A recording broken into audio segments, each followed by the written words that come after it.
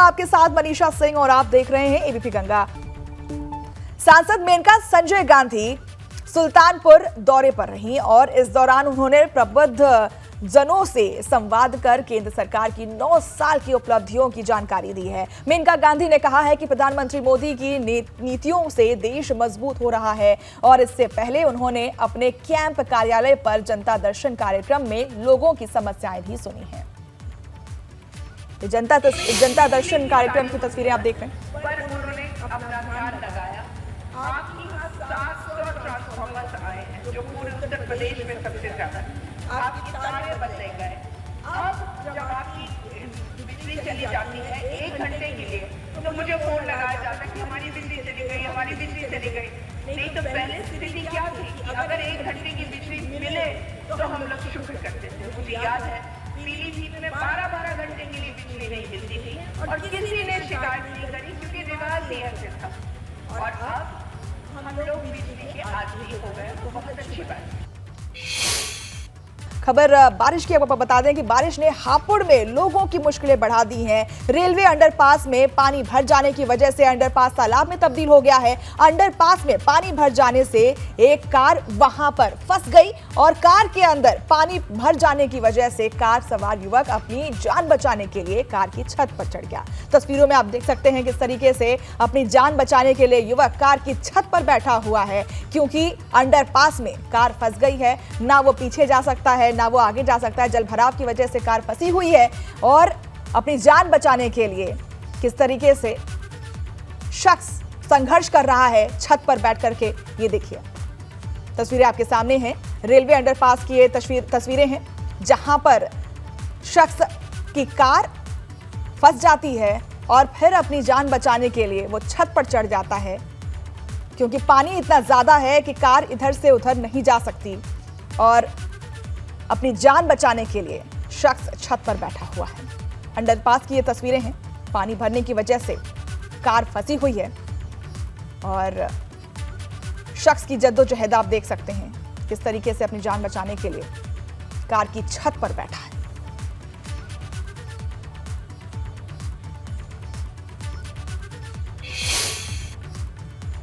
वहीं मानसून की पहली ही बारिश ने जालौन में लोगों की मुश्किलें बढ़ा दी हैं। 1 घंटे की मूसलाधार बारिश से शहर में जलभराव हो गया। सड़कें तालाब नजर आने लगी जिससे राहगीरों की मुश्किलें बढ़ गई हैं। लोगों का कहना है कि नगर पालिका ने नालों में साफ सफाई नहीं करवाई थी जिस वजह से ये समस्या पैदा हुई है। तो मानसून की ये तस्वीरें देख सकते हैं। जालौन की ये तस्वीरें हैं। जलभराव की वजह से लोगों को खास मुश्किलें का सामना करना पड़ रहा है। हर तरफ जिधर भी नजर दौड़ाएंगे हर तरफ पानी ही पानी दिखेगा। जलभराव की समस्या सामने है सबके।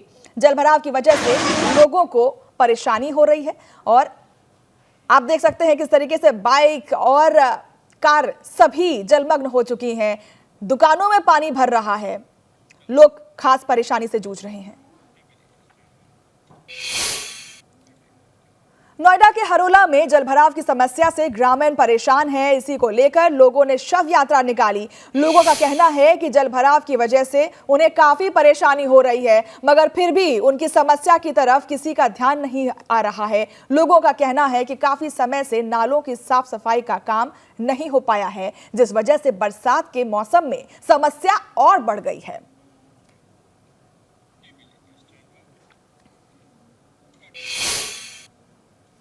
वहीं अखिलेश यादव का ट्वीट सामने आया है। काशी को क्योटा बनाने चले थे लेकिन वेनिस बन गया है और बारिश ने दिखाया भाजपाई विकास का सच। ये बड़ा हमला अखिलेश यादव की तरफ से ट्वीट कर लिखा कि काशी को क्योटा बनाने चले थे लेकिन वेनिस बना दिया।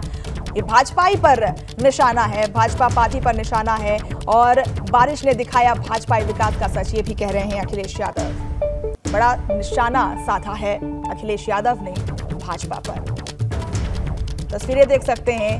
नोएडा की ये तस्वीरें हैं जहां पर जलभराव की समस्या आप देख सकते हैं किस तरीके से लोग जूझ रहे हैं। साथ ही साथ उन्होंने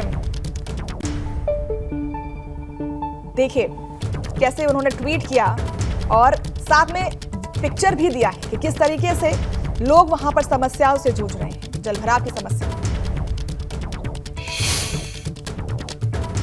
वहीं बारिश की वजह से मुरादाबाद में किसानों की टमाटर की फसल बर्बाद हो गई है। किसानों का कहना है कि पिछले कुछ रोज से बारिश लगातार हो रही है, जिस वजह से खेतों में पानी भर गया और ऐसे में किसानों की खेतों में खड़ी खराब हो गई है, खड़ी फसल खराब हुई है। देख सकते हैं आप कि किस तरीके से लगातार कुछ दिनों से बारिश होने की वजह से टमाटर की फसलें जो है वो बर्बाद हो गई हैं।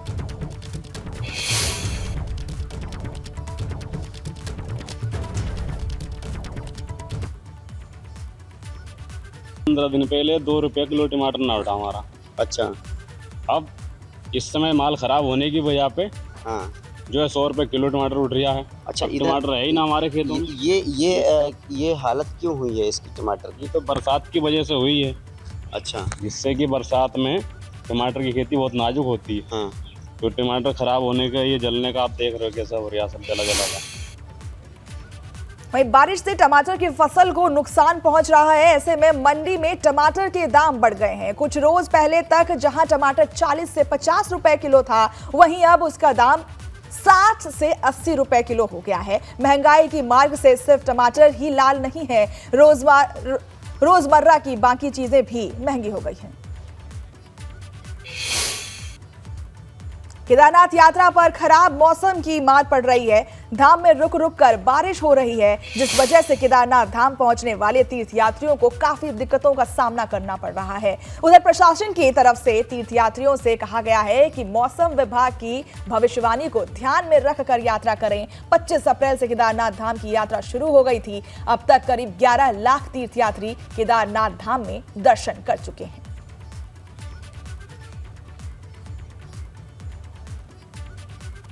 बद्रीनाथ धाम में खराब मौसम के बावजूद यात्रियों में उत्साह है। मंदिर के बाहर लगी श्रद्धालुओं की लंबी कतार है। यात्रा शुरू होने के बाद से अब तक 10 लाख यात्री ने किए दर्शन। तो बद्रीनाथ धाम में खराब मौसम के बावजूद लोग दर्शन करने के लिए आ रहे हैं। श्रद्धालुओं में लगातार उत्साह देखने को मिल रहा है। यात्रा शुरू होने के बाद से अब तक 10 लाख यात्री दर्शन कर चुके हैं और अभी भी भक्तों का तांता लगा हुआ है। बद्रीनाथ धाम में खराब मौसम के बावजूद यात्रियों में उत्साह है और प्रशासन की तरफ से ये भी निर्देश दिए गए हैं कि मौसम को देख करके यात्रा की जाए। उधर ललितपुर में 35 फीट गहरे गड्ढे में दबे युवक को सकुशल रेस्क्यू कर लिया गया है। युवक को रेस्क्यू करने के बाद अस्पताल ले जाया गया, जहां उसे खतरे से बाहर बताया जा रहा है। दरअसल एक युवक बोरिंग के समय गड्ढे के मलबे में दब गया था और ग्रामीण के जानकारी देने पर युवक को बचाने की मुहिम शुरू कर दी गई थी। आखिरकार युवक को सकुशल रेस्क्यू कर लिया गया है। कल बोरिंग करते समय गड्ढे में युवक गिर गया था, जिसकी वजह से मिट्टी उसके ऊपर गिर गया और वो दबने की खबर आई थी। कल से रेस्क्यू टीम वहां पर जद्दोजहद में लगी थी ताकि उसे रेस्क्यू कर लिया जाए, लेकिन अब उसे सकुशल बाहर निकाल लिया गया है। उसका इलाज चल रहा है और उसे खतरे से बाहर बताया गया है। 35 फीट गड्ढे में वो युवक गिरा था और अब उसे बाहर निकाल लिया गया है।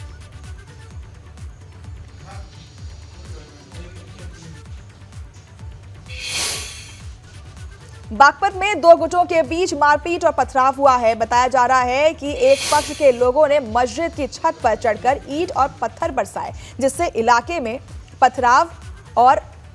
में अफरा तफरी मच गई और पथराव में 4 लोगों के घायल होने की बात कही जा रही है। मौके पर पहुंची पुलिस ने किसी तरह से मामला शांत करा लिया है, मगर पुलिस फिर भी हालत पर नजर बनाए हुए है।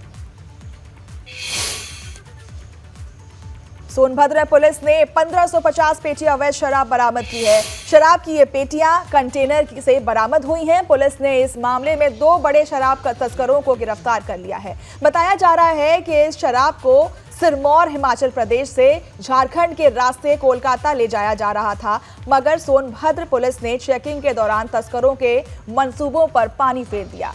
बरामद शराब की कीमत करीब 75 लाख रुपए बताई जा रही है।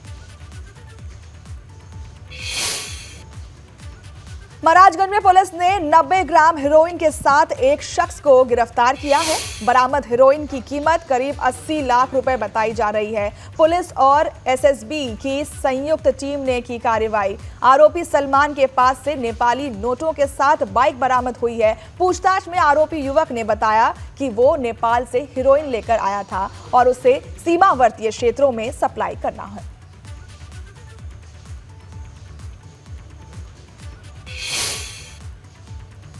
चित्रकूट जिले में कई जगह अवैध गुटखा फैक्ट्री के संचालित होने की सूचना पर छापेमारी हुई है। पुलिस की 5 टीमों ने अवैध गुटखा फैक्ट्री के ठिकानों पर छापा मारकर बड़ी कार्रवाई की है। इस दौरान 3 फैक्ट्रियां अवैध रूप से संचालित हो रही हैं। इससे बड़ी मात्रा में अवैध गुटखा सामग्री और उपकरण बरामद हुए हैं। पुलिस ने गुटखा फैक्ट्री के मालिक और उसके मैनेजर को गिरफ्तार कर लिया है।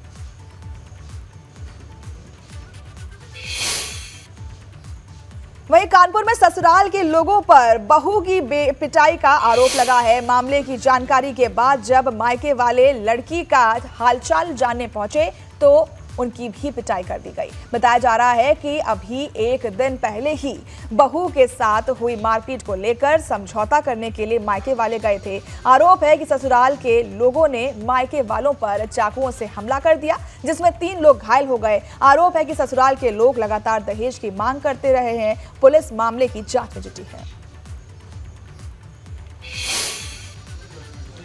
बांदा में दर्दनाक सड़क हादसा देखने को मिला। एक कार सड़क किनारे पर खड़े ट्रक से टकरा गई और इस हादसे में 6 लोगों की मौत हो गई। बताया जा रहा है कि 5 लोगों ने मौके पर ही दम तोड़ दिया, जबकि एक शख्स की अस्पताल में जलकर इलाज के दौरान मौत हो गई। अभी भी 2 लोगों की हालत गंभीर बताई जा रही है। ये सभी लोग तिलौसा गांव के रहने वाले हैं। उधर सहारनपुर के अस्पताल में चंद्रशेखर आजाद को घर भेज दिया गया है। पुलिस और प्रशासन के आला अधिकारियों से बातचीत के बाद चंद्रशेखर के समर्थक मान गए हैं और जिसके बाद चंद्रशेखर को अस्पताल से घर भेज दिया गया। चंद्रशेखर पर हुए हमले को लेकर उनके समर्थकों में गुस्सा है। वहीं भीम आर्मी चीफ चंद्रशेखर आजाद पर सहारनपुर में हुए हमले के बाद भी आर्मी के कार्यकर्ता आक्रोशित हैं। इसे लेकर मेरठ में भीम आर्मी और आजाद समाज पार्टी के कार्यकर्ताओं ने प्रदर्शन किया। जिला प्रशासन के जरिए यूपी सरकार को ज्ञापन सौंपा, जिसमें चंद्रशेखर आजाद की सुरक्षा बढ़ाने की मांग की गई है। साथ ही हमलावरों की जल्द से जल्द गिरफ्तारी की भी मांग की गई है। इस दौरान भीम आर्मी के कार्यकर्ताओं ने कहा कि यदि भीम आर्मी चीफ चंद्रशेखर की सुरक्षा नहीं बढ़ाई जाती है तो वे इसका चंदा इकट्ठा करेंगे और सरकार को देंगे। चंद्रशेखर की सुरक्षा व्यवस्था बढ़ाने की मांग करेंगे। और अब बात कर लेते हैं भीम आर्मी के चीफ चंद्रशेखर रावण पर हुए हमले की। तो इस हमले से 4 दिन पहले सोशल मीडिया पर एक पोस्ट किया गया था, जिसमें क्षत्रिय ऑफ अमेठी फेसबुक पेज से चंद्रशेखर रावण को जान से मारने की धमकी दी गई थी। फेसबुक पेज पर लिखा गया था कि चंद्रशेखर रावण को जिस दिन भी मारेंगे अमेठी के ठाकुर ही मारेंगे। इस मामले में गौरीगंज थाने में अज्ञात के खिलाफ कार्रवाई भी की गई है।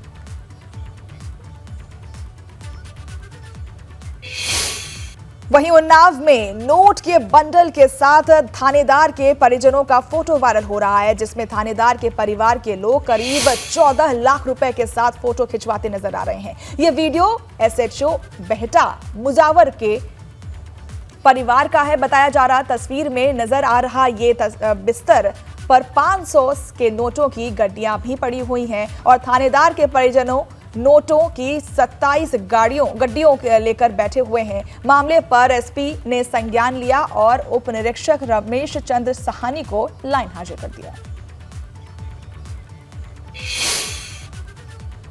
अयोध्या में एंट्री के साथ ही लोगों को उसकी भव्यता का एहसास हो, इसके लिए योजना बनाकर काम हो रहा है। अयोध्या में प्रवेश के लिए 6 भव्य द्वार बनाने की तैयारी की जा रही है। प्रोजेक्ट पर 15 करोड़ से अधिक की धनराशि खर्च होने की अनुमान है।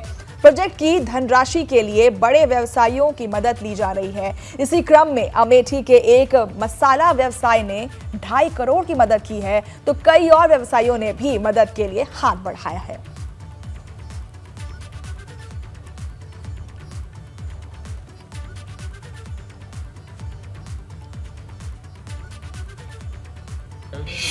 प्रोजेक्ट चल रहे हैं, कुछ हम लोग नई चीज़ें प्रपोज कर रहे हैं और ऐसे बहुत सारे प्राइवेट इंडिविजुअल्स हैं, बिजनेस हाउसेज हैं जो यहाँ पर कंट्रीब्यूट करने के इच्छुक हैं। तो कुछ ऐसे वेलकम गेट्स हैं जो हम लोग बनाने के इच्छुक हैं, जिनकी डिज़ाइन हम लोगों ने एक डिज़ाइन कंपटीशन किया गया था, ग्लोबल डिज़ाइन कंपटीशन हुआ था, उसमें कुछ डिज़ाइंस आई हैं। तो उसमें जो बहुत ही उत्कृष्ट डिज़ाइंस हैं उनको हम लोग एग्जीक्यूट करेंगे ग्राउंड पे। और कुछ ऐसे इधर पिथौरागढ़ के घाट क्षेत्र में अवैध खनन की शिकायत पर प्रशासन ने कार्रवाई की है। रामगंगा नदी में जेसीबी से अवैध खनन करने की लगातार शिकायतें आ रही थी। प्रशासन की टीम ने घाट क्षेत्र में छापेमारी कर खनन में लगे एक पोकलैंड और एक जेसीबी को सीज कर लिया है।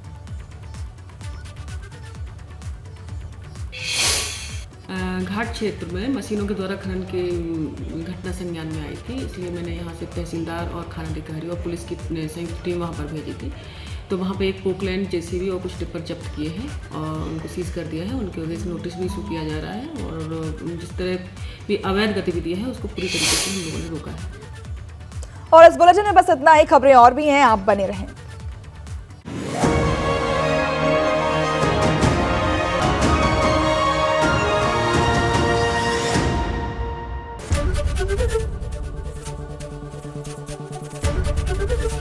एबीपी गंगा, खबर आपकी, जुबान आपकी।